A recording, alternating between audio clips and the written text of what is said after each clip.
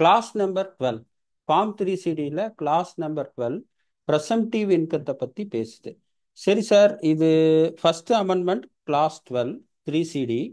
So இதனுடைய subject matter வந்து presumptive basis whether profit and loss account include any profit and gains assessable on presumptive basis.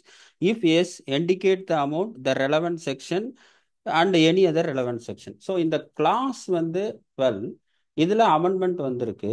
இந்த subjective matter of the clause வந்து presumptive income. ப்ரெசம்டிவ் இன்கம்னா நம்ம 44AD 44ADA 44AE section நம்ம ஃப்ரீக்வெண்ட்டாக use பண்ணுறது. சரி sir, இப்போ 31(3)24க்கும் 31(3)25க்கு என்ன அமெண்ட்மெண்ட் வந்திருக்கு? இந்த பிபிடியோடைய ஒரு சாரம் 44BBCங்கிற ஒரு செக்ஷனை வந்து இன்சர்ட் பண்ணியிருக்காங்க இந்த ப்ரெசம்டிவ் இன்கத்தில். அந்த 44BBCங்கிறது நான் ரெசிடென்ட் க்ரூஸ் ஆப்ரேட்டர். ஸோ இது மெயினாக வந்து பயண கப்பல்கள் நான் ரெசிடென்ட் சம்பந்தப்பட்ட ஒரு ப்ரெசம்டிவ் டாக்ஸேஷன். ஸோ இந்த கிளாஸ் 12 ரிலேட்டிங் டு ப்ரெசம்டிவ் இன்கம் இந்த 24-25ல வந்திருக்கிற அமெண்ட்மெண்ட் வந்து 44BBC. அந்த 44BBC வந்து நான் ரெசிடென்ட் குரூசியஸ் ஆப்ரேட்டர், அதாவது பயணியர் கப்பல் நான் ரெசிடென்ட் சம்பந்தப்பட்டது. இது வந்து இந்த அமெண்ட்மெண்ட் வந்திருக்குங்கிற அளவுக்கு நமக்கு தெரிஞ்சா போதும். இதை நம்ம ரெகுலரா பெரும்பாலும் நம்ம டீல் பண்றது இல்லை. பட் ஆனால் இந்த ஒரு அமெண்ட்மெண்ட் வந்திருக்குங்கிற ஒரு தகவலுக்காக இந்த பிபிடி உங்களுக்கு ஷேர் பண்றேன். ஷேர் பண்ணி பண்றப்ப இதை பார்த்துக்குங்க. பட் நம்மளோட நார்மல் டாக்ஸ் ஆடிட் கோர்ஸ்ல இது அப்ளிகபிள் ஆகிறது ரொம்ப ரொம்ப ரேர். ஸோ இது பாயிண்ட் நம்பர் 1. அடுத்தது பார்த்தீங்கன்னா நெக்ஸ்ட் பார்த்தீங்கன்னா அடுத்த கிளாஸ் 19. ஏன்னா இதுல அப்ளிகபிள் இல்லாத கிளாஸ் எல்லாம் ஒரு 2 நிமிஷம் நான் சொல்லிட்டு அடுத்த முக்கிய கிளாஸுக்கு விரைஞ்சிடுறேன். Amount inadmissible under section clause 19. Clause 19 பார்த்தீங்கன்னா clause 19 amount inadmissible under section 19. Sir, இதுக்கு ஒரு உதாரணம் சொல்லுங்க. இதோட கான்செப்ட் கிளாஸ் நம்பர் 12 சொன்னீங்க ப்ரெசம்டிவ் இன்கம்ட்டு, கிளாஸ் நம்பர் 19 வந்து அமௌண்ட் இன்அட்மிசபிள். இந்த கான்செப்ட் ஆஃப் கிளாஸ் என்ன சார்? அதுல என்ன அமெண்ட்மெண்ட் வந்திருக்கு, நமக்கு தேவையா இல்லையா? இதுதான் 3 பாயிண்ட். கிளாஸ் நம்பர் 19 எதை பத்தி பேசுதுன்னா அமௌண்ட் இன்அட்மிசபிள் அண்டர் செக்ஷன் அப்படின்னு சொல்லுது. அது என்ன சார் பொத்தம் பொதுவா இருக்குன்னா, ப்ராஃபிட் அண்ட் லாஸ் அக்கௌண்ட்ல ஒரு அமௌண்ட் எக்ஸ்பெண்டிச்சரா கிளைம் பண்ணுவோம். ஆனா இன்கம் டேக்ஸ்ல வந்து நம்ம அந்த ஃபுல் எக்ஸ்பென்சஸை அலோவ் பண்ணாது. கொஞ்சம் புரியுற மாதிரி சார் சொல்லுங்க சார் அப்படின்னா, செக்ஷன் 35D பிரிமினரி எக்ஸ்பென்சஸ்ன்னு இருக்கு. ஒரு கம்பெனி ஃபார்ம் பண்ணும்போது நம்ம பிரிமினரி எக்ஸ்பென்சஸ் நம்ம செலவு பண்ணுவோம். அந்த வருஷம் உதாரணத்துக்கு 24-25ல நம்ம செலவு பண்றதுனால அந்த வருஷமே நம்ம செலவா எழுதுவோம் ப்ராஃபிட் அண்ட் லாஸ் அக்கௌண்ட். ஏன்னா income is based on accrual கான்செப்ட்னா 24-25ல ஒரு கம்பெனி ஃபார்ம் பண்றோம், அதுக்குண்டான பிரிமினரி எக்ஸ்பென்சஸ் இருக்கு. அது சம்பந்தப்பட்ட செக்ஷன் வந்து 35D. அந்த 35D இன்கம் டேக்ஸ் ஆக்ட் இருக்கு. அதை தவிர P&L அக்கௌண்ட்டை பொறுத்தளவு அக்கௌண்டிங் ஸ்டாண்டர்ட் அண்ட் பிரின்சிபல்ஸை பொறுத்தளவு அந்த வருஷம் எக்ஸ்பெண்டிச்சர் இன்காரா இருக்கனால அந்த வருஷம் ப்ராஃபிட் அண்ட் லாஸ் அக்கௌண்ட்ல நம்ம செலவா எழுதுவோம். இது ஒன்று. ஆனா இன்கம் டேக்ஸ் 35Dல பாத்தீங்கன்னா அந்த பிரிமினரி எக்ஸ்பென்சஸ் வந்து 5 சக்சீடிங் இயர் தான் எக்ஸ்பென்சஸ் அலோவ் பண்ணணும்னு சொல்லுவாங்க. உதாரணமா 24-25ல ஒரு கம்பெனி பிரிமினரி எக்ஸ்பென்சஸ் 100 ரூபாய் இன்கர் பண்ணுதுன்னு வச்சுக்கோங்க. அந்த 100 ரூபாய் இன்கர் பண்றத 24-25ல நம்ம ப்ராஃபிட் அண்ட் லாஸ் அக்கௌண்ட்ல அந்த கம்பெனியோட ப்ராஃபிட் அண்ட் லாஸ் அக்கௌண்ட்ல கம்பெனி ஆக்ட் பிரகாரம் அக்கௌண்டிங் ஸ்டாண்டர்ட் பிரகாரம் நம்மளால வந்து எக்ஸ்பெண்டிச்சரா கிளைம் பண்ண முடியும்.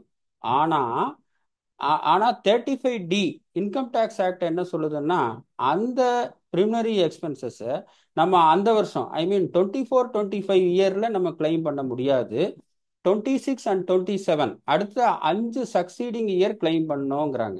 ஸோ இந்த கிளாஸ் நம்பர் 19ஓட தாத்பரியம் ப்ராஃபிட் அண்ட் லாஸ் அக்கௌண்ட்ல ஒரு செலவு எழுதுறோம். வேற இன்கம் டேக்ஸ் என்னன்னா அது ஃபுல்லா அந்த வருஷம் அலோவ் பண்ணல, 5 வருஷமா அலோவ் பண்ணது 35Dல. இப்போ பொதுவாக பிரிமினரி எக்ஸ்பென்சஸ் நம்ம என்ன பண்ணுவோம்னா அக்கௌண்ட்ஸ்ல கூட 5 வருஷம் வச்சிருந்தா ரைட் அப் பண்ணுவோம். ஸோ எப்போ ப்ராஃபிட் அண்ட் லாஸ் அக்கௌண்ட்ல ஒரு எக்ஸ்பென்சஸ் எழுதுறப்போ 100% expenses allowed, whereas income tax provision பிரகாரம் அது 100% அலௌடு இல்லை. இந்த மிஸ்மேட்ச் வர்றப்ப இந்த செக்ஷனை நம்ம யூஸ் பண்ணுவோம். இதுல பிரதானமா நம்ம அண்டர்ஸ்டாண்டிங் 35D. சரி சார், இது இந்த கிளாஸ் என்ன, இந்த செக்ஷன் என்ன, இன்கம் டேக்ஸ்ல ப்ராஃபிட் அண்ட் லாஸ் அக்கௌண்ட்ல டெபிட் பண்ற எக்ஸ்பெண்டிச்சருக்கும் இன்கம் டேக்ஸ்ல அந்த கரஸ்பாண்டிங் செக்ஷன் அலோவ் பண்ற எக்ஸ்பெண்டிச்சருக்கும் மிஸ்மேட்ச் இருந்தா இதுல சொல்லணும்னு சொல்றீங்க. அடுத்தது இதுல என்ன மாற்றங்கள் வந்திருக்கு? 32AC, 32AD, 32AC, 32CCB இதெல்லாமே ஒமிட் பண்ணியிருக்காங்க. ஸோ இந்த கிளாஸை பொறுத்தளவு ஏதாவது ஒரு கிளாஸ் சப்ஸ்டியூட் பண்ணாவோ ஏதாவது ஒரு கிளாஸ் இன்சர்ட் பண்ணாவோ நம்ம கவலைப்படணும்.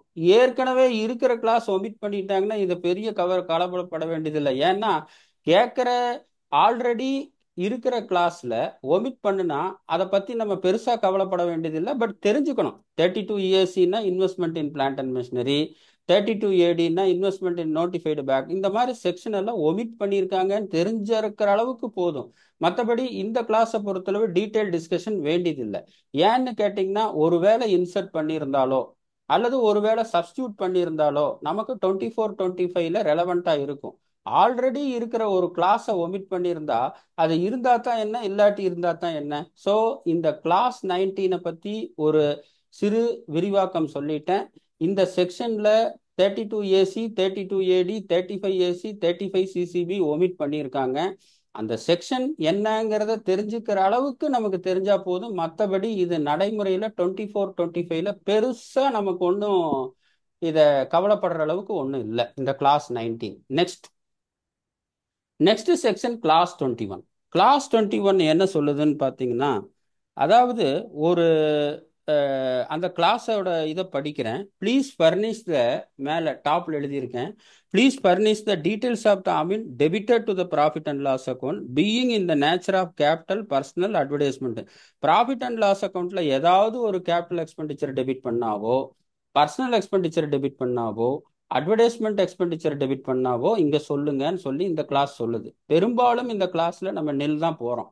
Even though capital account repairs and மெயின்டெனன்ஸ்ல இருந்தாலும் சரி, இல்ல ஒருவேளை ப்ரொப்ரைட்டராவோ பார்ட்னராவோ இருக்கக்கூடிய ஒரு கன்சர்ன்ல ப்ரொப்ரைட்டர் பார்ட்னர்ஷிப் கன்சர்னோட பர்சனல் எக்ஸ்பெண்டிச்சர் டெபிட் பண்ணாலும் சரி, அட்வர்டைஸ்மெண்ட் எக்ஸ்பெண்டிச்சர் ஏதாவது இருந்தால் இங்கே சொல்லணுங்கிறது கிளாஸ் ஆக்சுவலா. ஏன்னா ரிப்பேர்ஸ் அண்ட் மெயின்டெனன்ஸ் பார்த்தீங்கன்னா ப்ராஃபிட் அண்ட் லாஸ் அக்கௌண்ட்ல எடுத்தா விட்டு ரிப்பேர்ஸ் அண்ட் மெயின்டெனன்ஸ் மட்டும் இல்லை, சும்மா கேபிட்டல் எக்ஸ்பெண்டிச்சர் பிரிண்டர் வாங்கினதுலேருந்து எல்லாம் விட்டு ஆட்டாட்னு ஆட்டியிருப்போம். ஸோ அதில் பார்த்தீங்கன்னா ப்ராஃபிட் அண்ட் லாஸ் அக்கௌண்ட்ல குறிப்பாக ரிப்பேர்ஸ் அண்ட் மெயின்டெனன்ஸ்ல கேபிட்டல் எக்ஸ்பெண்டிச்சர் நம்ம டெபிட் பண்ணி வச்சிருப்போம். ஆனால் பெரும்பாலான ஃபார்ம் 3CD பார்த்தீங்கன்னா இந்த கிளாஸ் 21 பொறுத்தளவு எல்லாமே நில் மாதிரி தான் கொடுப்போம். சரி சார், அது என்னமோ நில்லோ நாட் அப்ளிகபோ வருமோ வராதோ, இப்போ வந்திருக்கிற அமெண்ட்மெண்ட் நம்மளை அது என்ன நம்மளை பாதிக்கலாமா இல்லை இதை கடந்து அடுத்த கிளாஸுக்கு போயிடலாமா, கிளாஸ்னா அடுத்த அமெண்ட்மெண்ட்டுக்கு. ஸோ இதுல வந்திருக்கிற அமெண்ட்மெண்ட் இப்போ வந்திருக்கிற அமௌண்ட் செக்ஷன் 37(1) டெக்னிக்கலா என்ன வந்திருக்குன்னா, ஏதாவது செட்டில்மெண்ட் ப்ரொசீடிங்ஸ் நடந்தா அந்த எக்ஸ்பெண்டிச்சர் இன்கம் டேக்ஸ்ல அலோவ் பண்ணாது. சரி சார், அந்த என்ன செட்டில்மெண்ட் ப்ரொசீடிங்ஸ் எந்த ஆக்ட்ல கவர் ஆகுது அப்படின்னு பார்த்தீங்கன்னா, security exchange board of India, security contract act, depository, இதெல்லாம் பார்த்தீங்கன்னா லிஸ்டட் கம்பெனிக்கு தான் வரும். நம்ம நார்மலாக டீல் பண்ற கம்பெனிக்கு இது வராது. பட் இந்த மாதிரி ஒரு செட்டில்மெண்ட் ப்ரொசீடிங்ஸ் இந்த 4 ஆக்ட்ல ABCD 4 சொல்லியிருக்கேன். இந்த 4 ஆக்ட்ல வரக்கூடிய செட்டில்மெண்ட் ப்ரொசீடிங்ல ஏதாவது செலவு பண்ணியிருந்தோம்னா அது டிஸ்அலவ் ஆகுங்கிறது தான் இதோடைய தாத்பரியம். பட் இந்த செபி ஆகட்டும், செக்யூரிட்டி கான்ட்ராக்ட் ஆகட்டும், டெபாசிட்டரி ஆக்ட் ஆகட்டும், காம்படிஷன், இப்போதைக்கு 4 ஆக்ட் ஸ்பெசிஃபை பண்ணியிருக்காங்க. இந்த 4 ஆக்ட் ஸ்பெசிஃபை பண்ணது எப்போன்னு பார்த்தீங்கன்னா 23/4/2025. இதுல ஒன்று பார்த்தா இந்த 4மே நமக்கு அப்ளிகபிள் இல்லை. ஒன்று, இது எல்லாமே பெரிய லிஸ்டட் கம்பெனிக்கு தான் அப்ளிகபிள் ஆகிறது. சரி, அடுத்தது இது எப்போ வந்திருக்குன்னு பார்த்தீங்கன்னா 23/4/2025 நோட்டிஃபிகேஷன் 38/2025ல இன்சர்ட் பண்றாங்க இந்த 4 கிளாஸும். ஆனா 3CD அமெண்ட்மெண்ட் பார்த்தீங்கன்னா 1/4/2025லயே இருக்கு. ஸோ 3CD அமெண்ட்மெண்ட் பார்த்தீங்கன்னா இந்த அமெண்ட்மெண்ட் வந்த தேதிக்கு முன்னால இருக்கு. அப்போ இந்த நோட்டிபிகேஷனை நம்ம பிளைனா ரீட் பண்ணும்போது it is with effect from 23/4/2025. அப்போ நம்ம 38/2025ல இன்சர்ட் பண்ணியிருக்காங்க. அப்போ இந்த செபி இந்த 4 ஆக்ட் சம்பந்தப்பட்டது பெரிய பெரிய லிஸ்டட் கம்பெனிக்கு வருங்கிறது ஒரு ஃபேக்ட் ஒன்று. ரெண்டாவது இந்த நோட்டிபிகேஷனு 23/4/2025ல இன்சர்ட் பண்றதுனால டெக்னிக்கலா இதனுடைய வேலிடிட்டி வந்து 25-26 இருந்து தான் வருது. ஃபினான்ஷியல் இயர் 25-26 தான் வருதே ஒழிய நம்ம பார்க்குற 24-25 ஆக்டுக்கு இது எந்த விதத்திலையும் ரெலவெண்ட் இல்லை. ஸோ இந்த கிளாஸ் வந்து ஒரு அடிஷ்னல் இன்ஃபர்மேஷனுக்காக கொடுத்துருக்கேன். இந்த கிளாஸ் வந்து நம்மளை பாதிக்காது. ஈவன் நம்ம லிஸ்டட் கம்பெனியா இருந்தால் கூட ஒரு ஒரு ஆர்கியூமெண்ட் சேக் சொல்றேன். லிஸ்டட் கம்பெனியா இருந்து செபி செக்யூரிட்டி பண்ணா கூட இந்த நோட்டிபிகேஷனோட உயிர் வந்து 23/4/2025 இருந்து வர்றதுனால it is applicable for the financial year 25-26 தானே ஒழிய 24-25க்கு இது நாட் அப்ளிகபிள். ஸோ இந்த கிளாஸையும் நம்ம கடந்து போகிறோம். அடுத்தது பார்த்தீங்கன்னா கிளாஸ் நம்பர் 36B வந்து இது ஒன்லி பைபேக் ஆஃப் ஷேர்ஸ் பெரிய கம்பெனிக்கு தான் அப்ளிகபிள் ஆகும். கடைசி வந்து limit of tax audit 60 tax audits இருக்கு. ஸோ அதுக்கு மேலே கையெழுத்து போட முடியாது. அப்கோர்ஸ் 44AD ஏடி இல்லாதனால டேக்ஸ் ஆடிட் வந்து அந்த 60 ஆடிட்ல கன்சிடர் பண்ண வேண்டியதில்லை. Guidance note on format of non corporate entity defer to next financial year.